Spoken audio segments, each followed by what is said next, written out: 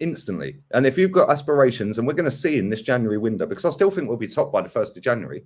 Yeah, we've got Southampton coming. We'll beat them. We'll batter Forest because they're shit. We've got Chelsea at the Bridge. Well, we've got a decent-ish record there under Arteta. I don't think we've lost, actually. 2 wins and a draw since Arteta's been here. And then we've got Wolves. Then it's World Cup, right? When we come back from the World Cup, Boxing Day, we've got West Ham, and New Year's Eve, we've got Brighton. But I still think we'll be top by the end of that. So now this football club has got to show its ambition. And we're going to see where we are as a football team come that January window. Because if we actually aspire to win the title, and we're in a great position to do it this season, go out there and spend money. Because it'll save you money in the summer anyway, because you're doing it now. But you might actually win the title this season. Well, I agree. I agree. I agree with that part there. If you're top of the league in January and genuine targets of Arsenal's are attainable in January, everyone's attainable, Terry. No, I get that. Well, not yeah, the right price people are, but they say a sensible, attainable amount, and they're actual targets of yours. I feel like Arsenal should do something, because you would maybe be in a position in January that you were not expected to be in. I don't think anybody predicted you being top of the league now. No one predicted you being 4 points clear. So if that's doable. What you don't want to do, though, is panic buy and buy, Dennis Akari is that you don't really want. Do you want me to give you targets that I buy? Do you want me to give you targets right now that we should be buying in January? Go on. Salcedo from Brighton. That'd be a good option when Thomas Partey inevitably gets injured again. Go and buy Ivan Toney. And before the whole chat start crying, oh, he's not that good. Well, he's better than Eddie Nketiah by a million miles. Yeah. So that would be a decent backup option. In fact, you could actually play him in games up front and put Jesus on the right and give Saka a rest. Yeah, because Jesus played for City on the right quite a lot. So you could actually then rest Saka and give him a break, because he's going to be playing all these games, then going to World Cup. Then he's coming back from the World Cup and playing all these games. Go and buy Maddison. So there's 3 players straight away. 3 players straight away that elevate this football club into real title contenders. You'll have somebody in Ivan Toney, he plays for Brentford. Well, you're telling me we can't bully Brentford to get a striker? You're telling me we can't go to James Maddison when Leicester are doing this poorly and go and get him? You're telling me we can't go and get Salcedo from Brighton? 3 clubs that are way down the league compared to us, that are not going to finish in European spots, and they'd cost grand total. Let's say Ivan Toney costs 60 mil. Yeah, and Maddison 50. There's 110. Salcedo, what, 20, 30 million?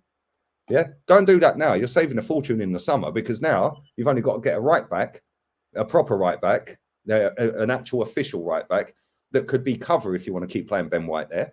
So go and get somebody, I don't know, Walker Peters, cheap, actually can play right back, play him in Europa, play him in Champions League, whatever competition you're in, yeah? Whatever you want to do. But then if Ben White gets injured, you can play him there. Yeah, and you can play Tommy as a backup centre back. Yeah, because the Bozo gene would have gone. Go and get Anderson from Palace. Somebody said he's a completely different profile to Gabriel. Yeah, he's not a Bozo. Yeah, and then maybe get a left back, because I feel like Tierney's dusted at this club, and I love Tierney. But if you can't get in over Tommy Asu at left back, then there's an issue there. So in the summer, you'd only have to go and get 3 defenders that are kind of backup defenders.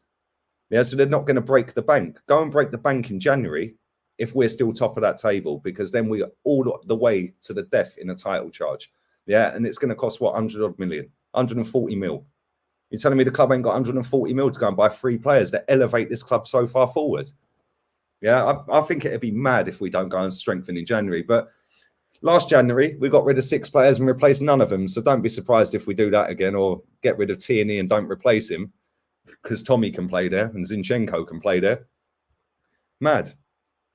Yeah, look, one of the questions I was going to ask you is, like, how long do you think you'll stay top? Because you've got that 4-point gap.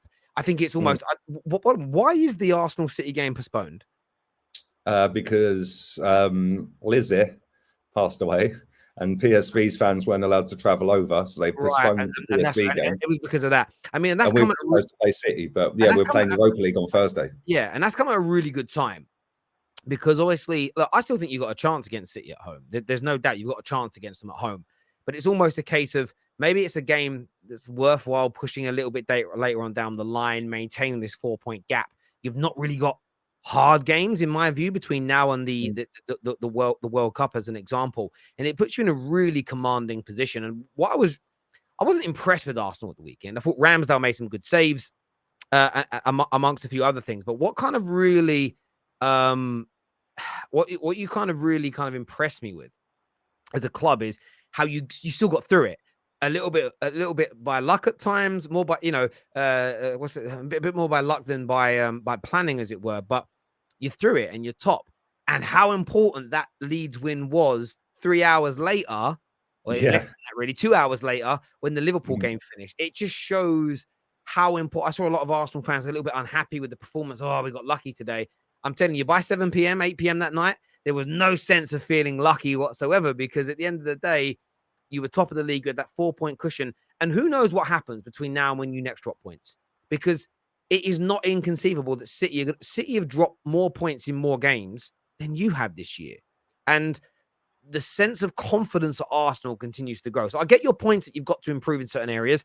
I mean, I thought what's really interesting this year is, like, the super chat mentioned Gabriel having a bozo, and he does, because he plays pretty well throughout the course of the majority of the games, until there seems to always be a moment where he messes up. I think that's a longer term area, medium to long term area, that maybe the club will look to improve, because when you really do try and win Prems, try and win Champions Leagues, someone like him will stop you if he continues to make these mistakes, as an example. I get your point about Odegaard, but I also think that's where Fabio Vieira needs to be given a few more opportunities and chances. He's not ready yet, man. In games, you don't think he's ready? No, he's not ready. If you want to compete for the title, he ain't ready. Yeah, like, play him in Europa League, cool, that's great. But the guy's skinnier than me. Like, come on. Like, we get bullied as it is in games. We got bullied in midfield at the weekend. And like, if he was in there, would it have really made any difference? Probably not. Like, I think, like, a lot of our fans are saying get Odegaard out the team and get Vieira in. Yeah, but that's cool. But the same fans were saying get rid of Kieran Tierney because he's always injured, but then saying give Partey the armband. Well, he's injured just as often. Like, I think Partey's played one game more, or been fit and available for one game more than Kieran Tierney since Partey arrived. But everyone wanted Partey captain in the summer, yeah, and get rid of Tierney because he's always injured. Well, they're injured the same. Tomiyasu's injured all the time. Yeah, 4 months with a calf strain. Are you mad? What's his calf made of? Sand? Like, come on. Like, Smith Rowe. Yeah. Oh, he's going to be like a new signing come January. No, he ain't. He really ain't. He's going to have been out for over half the season, and we're going to get him straight back into Premier League games. That ain't happening. We're going to see Smith Rowe for about 7 games. That's it. Yeah, that's it. Yeah, and he'll probably break down again because he wouldn't have fully recovered and had the we're going to have to throw him into under 23 games. We can't just throw Smith Rowe on the bench and give him a 10-minute run out here and there to put him in the under 23s. So, you know, we've got issues in that squad. Whilst it's cool and it's great, nobody's even looking at them, and I'm negative for pointing them out. No, I'm realistic. I've seen my football club year in, year out for 19 years not do what is required to win a title, even when they've been in positions to win titles. The year Leicester won it, oh, well, no one was available. Why'd you look at me? We only signed Petr Cech. Yeah, when Eduardo broke his leg in 2008, we didn't go and replace him. We would have won the league that season if we had.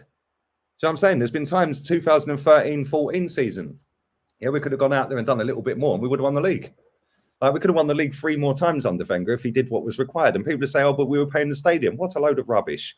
The stadium was 20 million quid a year for 25 years. Yeah, so we didn't have to keep selling all of our best players. We didn't have to scrimp and scrape in the transfer market. Yeah, the fact and reality is this football club is one of the biggest in the world and it should be competing. If we want to compete, we need to go and buy players in January. And when you say the players might not be available, it's a hard transfer market, it's this and that. If you go and throw 60 million quid at Brentford, do you think that they're not saying yes to that for Ivan Toney? If you go and throw 50 million at Leicester, do you think Maddison is not coming? Of course he is. So go and do it. We're instantly better. Yeah, instantly better. Yeah, go and get a replacement in there for when Partey gets injured, because Bambi Lokonga ain't the guy. Yeah, El Neni's not the guy.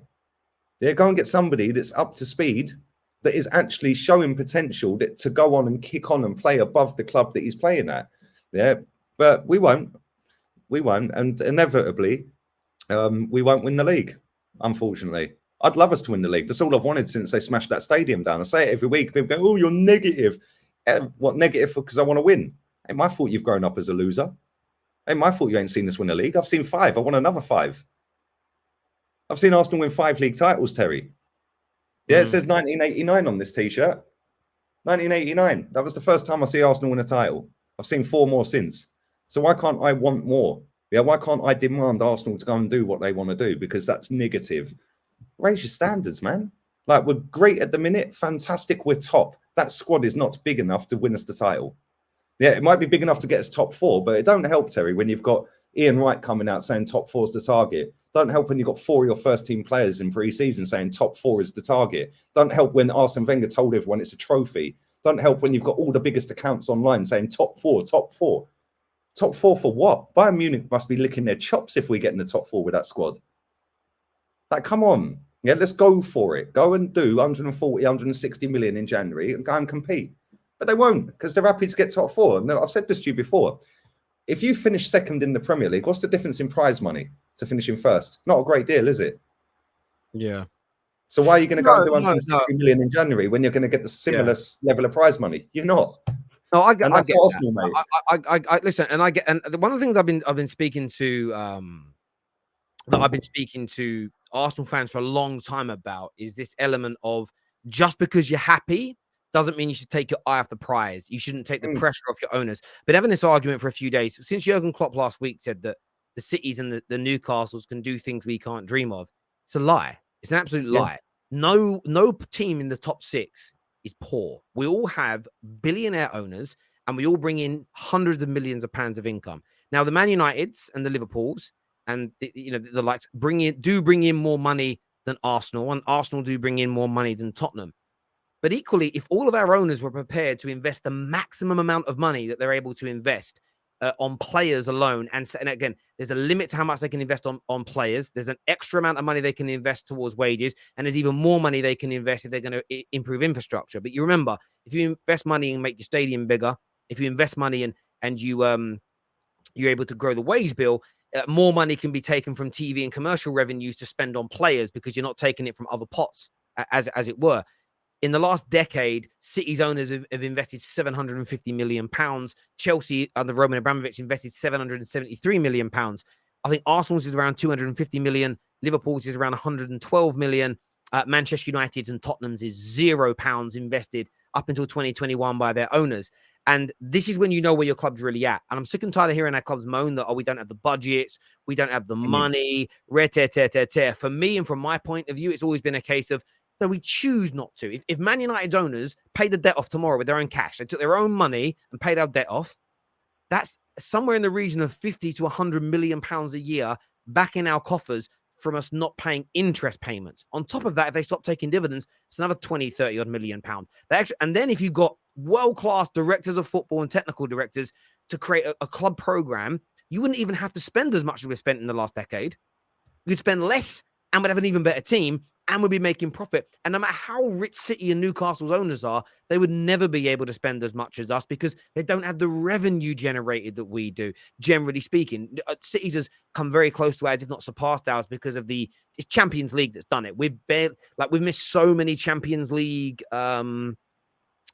seasons. That's like cost. It's had a detrimental effect. And some of our sponsors then pay us less because they're not in the Champions League, as an example. If I'm an Arsenal fan, just getting back to this now, if I'm an Arsenal fan, that's where I'll be applying the pressure. The pressure would be, well, if we're top of the league, second, behind by a point, clear by 5, let's go out in January and let's buy. You don't have the excuse of last January where, ironically, you're probably better off now that you've got Gabriel Jesus, not Vlahovic. But it was almost, why would I want to go to Arsenal now? They're not in the top 4. There's 2 or 3 bigger teams or more successful teams that want me. You're top of that league by 3, 4, 5 points.